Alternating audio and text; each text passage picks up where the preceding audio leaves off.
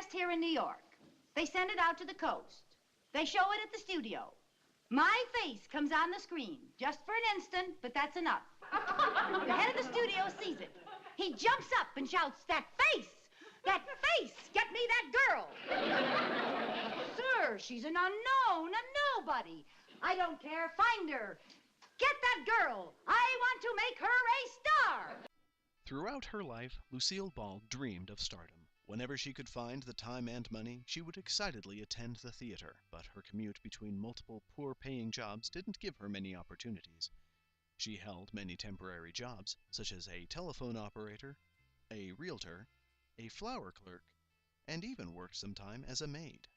Her lack of status did little to attract the attention of men, and she had even worse luck vying for the attention of various celebrities. It was during her job as a drive-through waitress that Lady Luck finally smiled upon Lucy. A famous musician suggested she take a job at his club to gain exposure. She was initially hired on as a hat check girl, and built a great relationship with the performers. Many sought Lucy's advice in terms of fashion, and she was always willing to help, regardless of the challenge posed.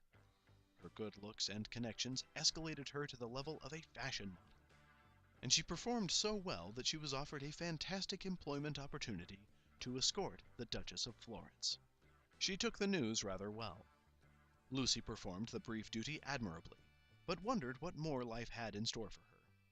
Though Lucille bawled, at the birthday party of a friend she made her own wish, which came true the next day. As Lucy was out walking one morning, she just happened to pass by a renowned talent scout. Even though he was preoccupied, when she passed, he could almost sense the raw talent she possessed. He quickly contracted her and set her where she belonged, in front of an audience on stage. She was initially given small, obscure parts, singing and dancing behind talented performers. But as she performed, she learned how to make each second count, and decided that she would stand out or dye her hair trying. She only had a moment, or two, but her comedic timing was flawless, and she was noticed. Immediately, Lucy was put on stage for an audience, and everyone loved Lucy. She sang to crowds both large and small, and grew quite rich doing so.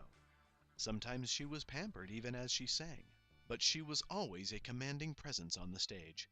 She started performing on the radio with noteworthy personalities, and meeting celebrities in person. And though some of these stooges didn't know who she was just yet, her wit certainly got their attention. Some stars worked hard to get Lucy to be able to perform more frequently, and soon she was hobnobbing with Hollywood's greatest knobs. Before she knew it, she was a star, and unaccustomed to the sudden fame. She sometimes dressed the part of a Maharinsess, basking in her fame. Now she could attend the theater whenever she pleased, and she loved doing so.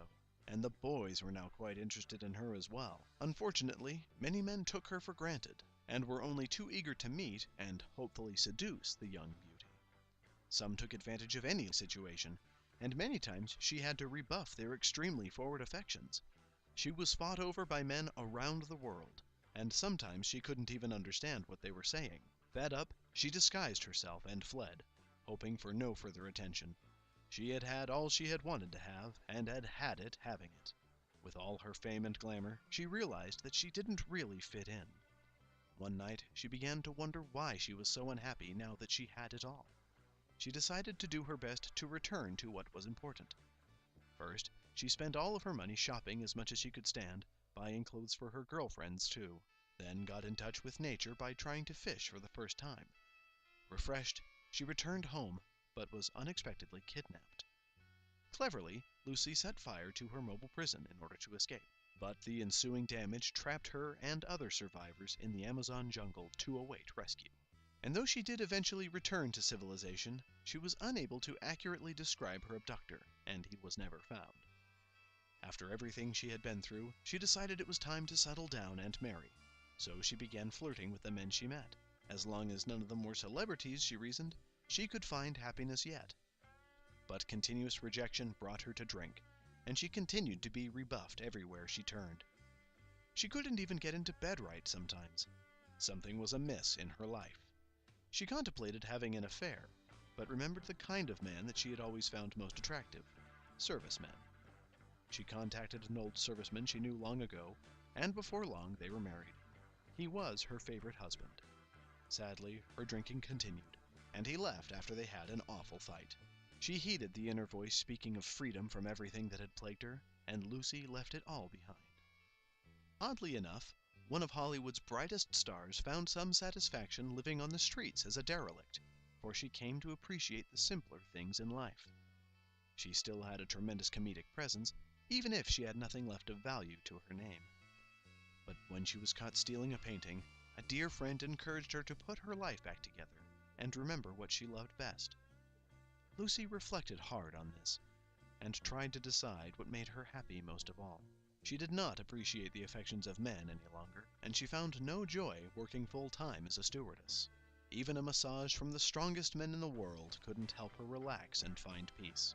But one day, as fate would have it, she met another famous celebrity at the store, and she remembered the joy of performing. She had a coming back performance in London, returning to bring joy to other people, and reunited with old, dear friends from long, long ago. She used her talents to host joyous parties that helped her look and feel young again.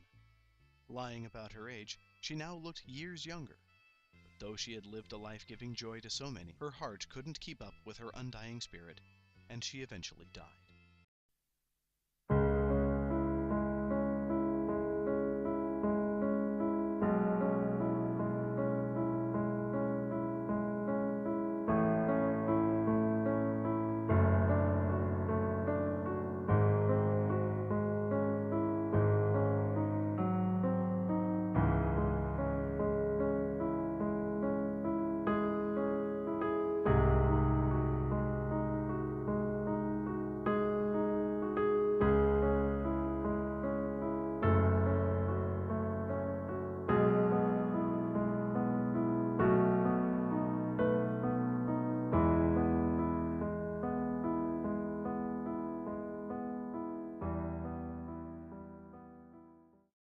Thank you everyone for watching my tribute to Lucille Ball. She has always been one of my favorite performers, and I tried to do her justice with this script.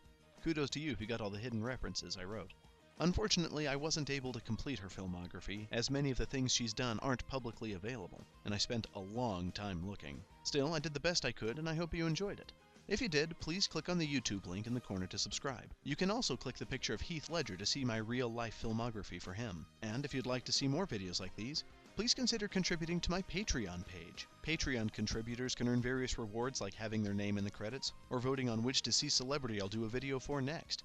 Check it out, I'd really appreciate it. Thanks again, and have a good one, wherever you are.